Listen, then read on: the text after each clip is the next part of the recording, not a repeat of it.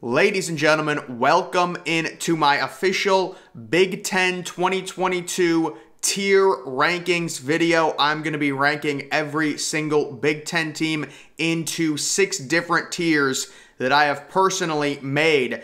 So we've got natty contenders, national title contenders, conference contenders, which is basically just like a conference title contender. An above average team is a team that's like an 8 or a 9 win team, but has no chance at the Big Ten Conference Championship. An average team is your typical 7-5, 6-6, or 5-7. Below average is about a 4-win team. And then the worst of the worst is a team that genuinely could go winless in conference play. So I'm just going to go in a row. Look at this Michigan State logo. I don't know what that is, but we will be starting with Maryland. And the first thing, my initial takeaway with Maryland, it's either at the front end of average or the back end of above average. This is going to be a sneaky, I'm going to put them at the back end of above average right now. It's tough being in the Big Ten East, but this is a sneaky good offense that returns a ton. They have 2 superstar young receivers. You know, Jarrett is a beast. He's coming back. He was a 5-star recruit. Also, Tonga Vailoa, Tua's younger brother, is back. He had a nice season last year, and he should only, be able to build off of that and get better. So the offense, definitely high upside. The defense, it's unfortunate what happened with Terrence Lewis, who was a 5-star recruit. He's not with their program anymore. But this is a team you could see, 7 wins, 8 wins. Maybe I should move them to the front end of average. It's tough because the defense, there's so many question marks, and you're playing in the Big Ten East. So you've got virtually 4 losses, maybe 3 or 4 losses already guaranteed because of how tough the Big Ten East is. Maryland is, I'm wondering what is Maryland's out-of-conference game? Maryland's big non-conference game is SMU, so that's very winnable. So they could get to 7 or 8 wins. We're going to put them at the front end of average right now, and we will keep them there. Next is Northwestern. I am not going to put them at the worst because they return their quarterbacks. There's the whole idea with Northwestern that every other year they're good. I don't think that happens this year personally. They just don't have the talent, although I do respect Pat Fitzgerald a ton. And it is a weird thing where it does seem like every other year, no matter their talent level, they're able to put together a 9 or a 10-win season. We've seen them make the Big Ten championship, 2 out of the last 5 years, I think it is, from the Big Ten West. I don't think it's going to happen this year, but maybe a little bit better than how horrible last year was. I'm going to put them towards the back end of the below average category, but not the worst. Next, it's going to be Michigan.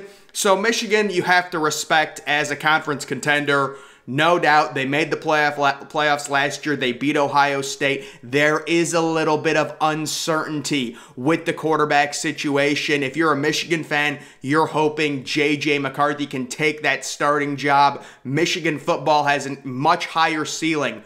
If J.J. McCarthy is the real deal, using his legs, he's a really good dual threat, former 5-star prospect going into his 2nd year. You would love for him to win the starting job right out of camp, and they open up with 3 extremely easy non-conference home games. You would want to get J.J. McCarthy some seasoning, get him, let him start, get his feet wet, and then they have a big road game with Iowa. That's either week 4 or week 5. So Michigan, they're a conference contender. Where are they in comparison to Penn State, in comparison to Michigan State? I'll end up ranking those teams, but they're definitely a conference contender. It is tough losing Aiden Hutchinson and Ajabo. And really, at this point, I was looking at Michigan, their recruiting. I don't know how they're going to be able to replace those guys with elite pass rushers. Maybe they can develop a 3-star or a low 4-star, but right now, the replacements for those guys, it's simply not up to par. So Michigan, while they are a conference contender, I would expect them to come back down a little bit when it comes to, how this season goes for them. Such a great season last year, making the playoff. Next, we have Minnesota, who does lose their starting cornerback. Tanner Morgan might be a blessing in disguise. I'm definitely going to put them below Maryland because Maryland has a much higher upside offensively. But I really do respect what PJ Fleck has put together at Minnesota. Their big non-conference game is a home game versus Colorado. Very winnable. I love the way they did that with the non-conference schedule. If you're a team like Minnesota, schedule a home and home with Colorado. Those are realistically winnable games. You've got a home game, 3:30 game week 3, 2 other very easy games, Western Illinois and New Mexico State. So Minnesota, if you're a Minnesota fan, you return the running back Mo Ibrahim, who looked just unbelievable last year, week 1. I don't know how many people remember. Thursday night, opening night versus Ohio State. 30 carries in the third quarter he had. And then he had a major injury and he was out for the season. They're going to be extremely reliant on them. I will say I like Maryland a little bit better due to the higher upside offense, but Minnesota is going to have an easier schedule being in the Big Ten West. Next, we have Penn State. I'm definitely going to, Penn State, a lot of people might put them as above average. I'm going to put them as a conference contender. The main issue for Penn State is they go to Ann Arbor, which is very tough. Last year they got Michigan at home and lost. This year they go to Ann Arbor. That's going to be tough.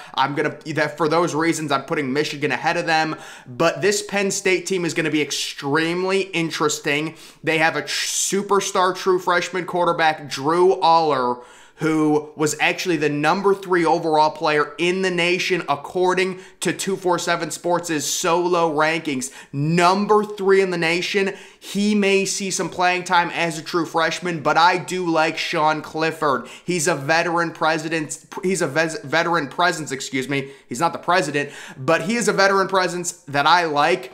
And I think the floor for Penn State, the floor has to be 8 wins, but I would expect, you're hoping 10 wins. You've got a 4-year quarterback there. You have a superstar true freshman and James Franklin. If Sean Clifford is struggling in, week 6 or week 7, you have to at least get the young superstar QB his feet, some playing time going into year 2, at least get him a few starts. So Penn State, at this point, I'm going to put them below Michigan, mainly due to the fact that Michigan gets them at home, and Michigan over the past few years has just been straight up better than Penn State, or at least this past year. But Penn State, it's been, 2 straight years now, they've kind of struggled.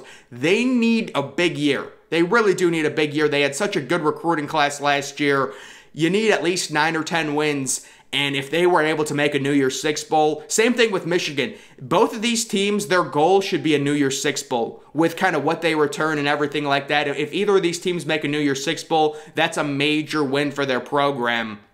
Next, we have Nebraska. And with Nebraska, it's one of those things, can you really put them in above average? I'm going to do it because I believe in Scott Frost and this Nebraska program. I believe the way they're trending.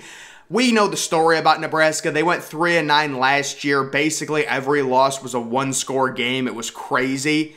You could say it's fluky. You could say it's bad coaching. I mean, the thing with Nebraska is they clearly, at least at home, can win some games. And they do, they go to Michigan. Yeah, that's not a home game, never mind. I thought they got Michigan at home. But either way, I like Nebraska. And the good news for Nebraska is they always, every single year for like 6 straight years, they were locked into facing Ohio State. I believe this is the first year they will not have to face Ohio State. That was like their cross-conference locked opponent. Now their locked opponent, I believe, is Michigan. So that is good news for Nebraska. They don't have to face Ohio State this year. But with Nebraska, I like Nebraska. It's one of those things, new quarterback, the transfer from Texas, Casey Thompson. I could see 8 wins from this program. I could see 7 wins maybe at least. You got to get 7 wins, especially after last year. If you are, you could very easily move them down to average, but this is a projection, and I am projecting Nebraska to have a little bit of a better season, and the models actually also do like Nebraska. Like, when you look at ESPN FPI's model, I don't know if you guys follow that, they like Nebraska as like at least the 5th or 6th best team in the Big Ten, which is kind of surprising considering their year last year at 3-9, but a lot of those losses were very close losses. Moving on to Iowa. So with Iowa, kind of a very disappointing year. I'm going to put them in average.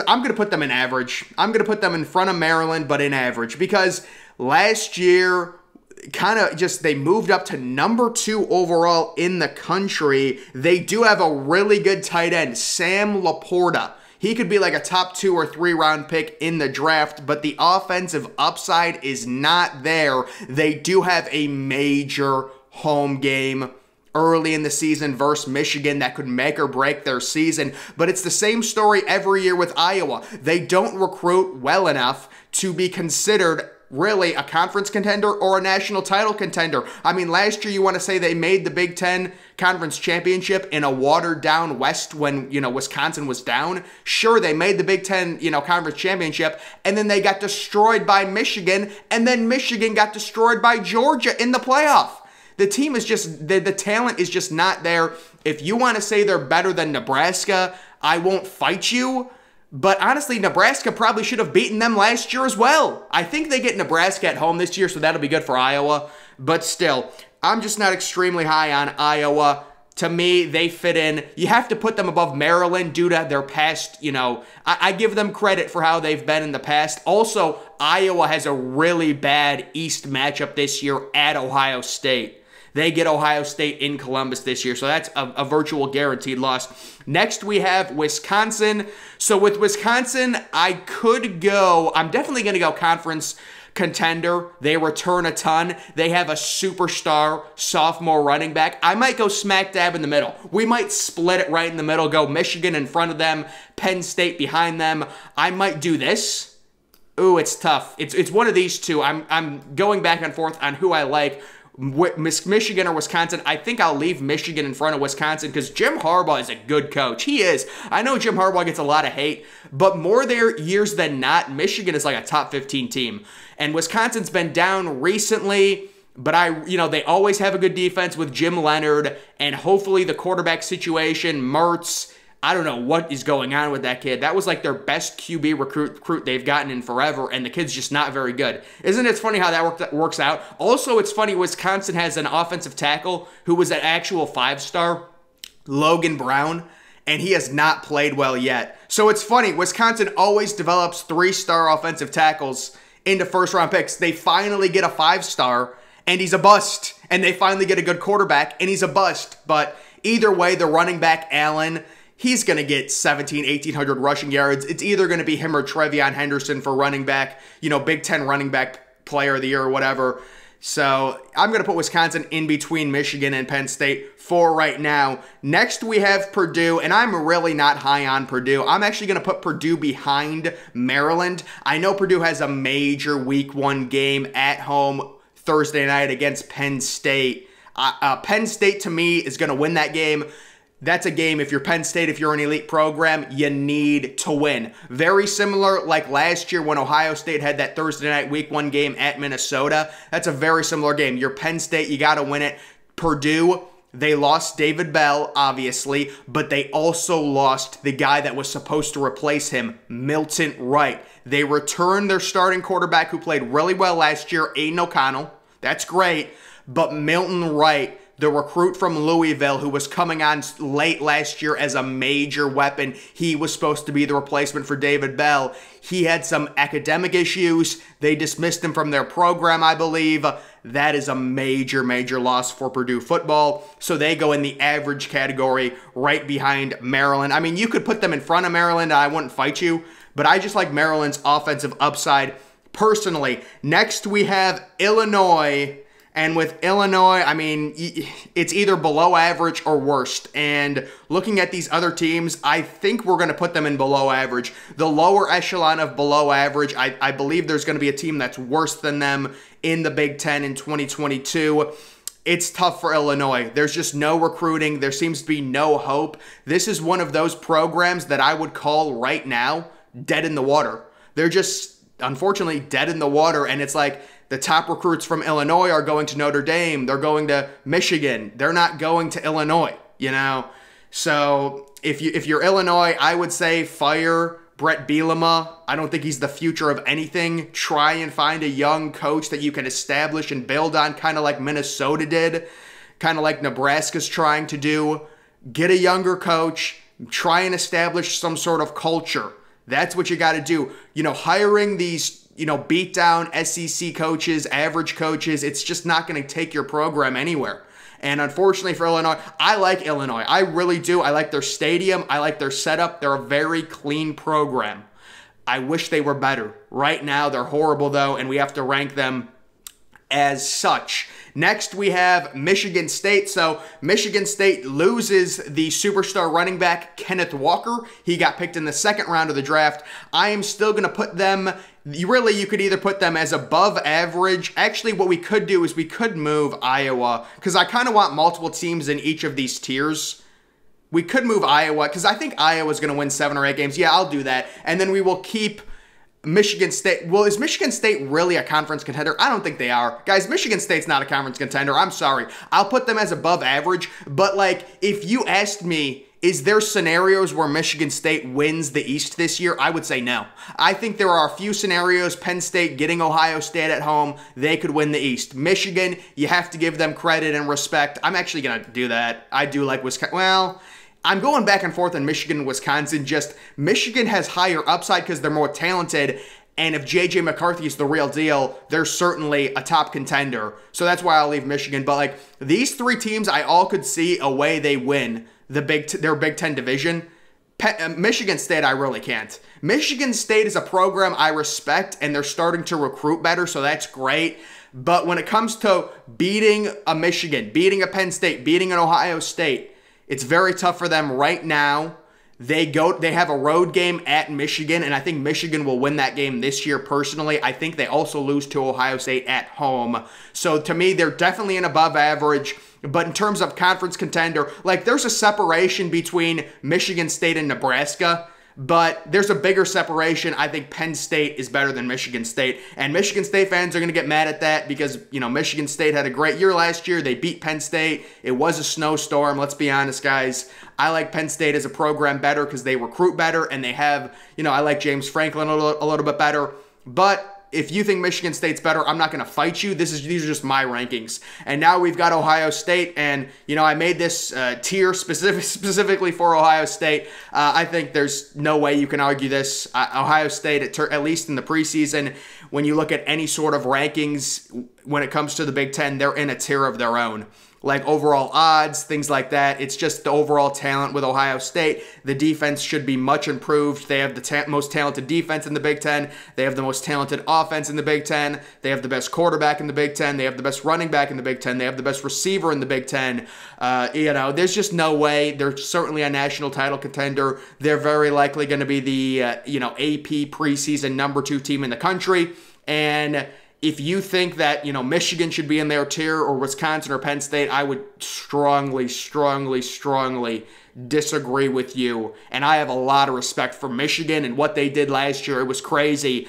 I think it was certain circumstances where Ohio State didn't even have a defensive coordinator. It's going to be different this year. Remember, this year Michigan goes to Columbus. So it's going to be a lot tougher. So that's why I have Ohio State in their own category. I think they are the only national title contender in the Big Ten in 2022. Next, we have Rutgers, and to me, Rutgers fits definitely above below average just because I like what Greg Schiano's doing, and they're a team that, they actually have a decently talented team when you compare them to some of these lower-end Big Ten teams. So to me, the argument is, could you put Rutgers in front of Minnesota? I'm not going to do that, but I still think 6-6 is very possible. It's just tough because they're in the East, so you're facing Ohio State, you're facing Michigan, you're facing Penn State, you're facing Michigan State. There's 4 losses right there. It's just tough. You're in the East. So to me, they're average, and what Greg Schiano's doing with the in-state talent, New Jersey, they're building a really good infrastructure within that program, and their goal should be to make a bowl game and maybe reach 7 wins. That would be a huge year for Rutgers football. Again, you could argue maybe in front of Minnesota, but I'm not going to do it. Minnesota's going to have a much easier schedule being in the West. And then we have Indiana, who, I'm going to put in the worst, at least for now. I know a lot of people like Tom Allen. To me, the pandemic year was an aberration. The stars aligned. They only played 7 conference games. They went 6-1. Congratulations. But last year, 2-10. They didn't win a conference game this year. I don't see how it gets much better for Indiana. If you want to argue and put Indiana up here and Illinois down here, I won't argue with you, but I do have a soft spot for Illinois. I don't even know why. I just think they have a clean program. But, you know, Indiana, it's tough. Their recruiting is horrible. There's really nothing you can say, you know, compared this year. Like last year going into this year, they have to be in the worst of the worst. Maybe you want to put Northwestern there, but I just like Pat Fitzgerald more personally. So this is my official tier rankings. You know, you could go Michigan State there, but I'm not going to do that just because I like these rankings a little bit better. And then you could put Iowa there, but I like Nebraska. I'm pretty high on them. These are just the power rankings for 2022. Guys, that is going to do it for this video. Make sure you follow me on Twitter. Link to that's always in the description. I'm, of course, the Depressed Ginger. Thank you for watching.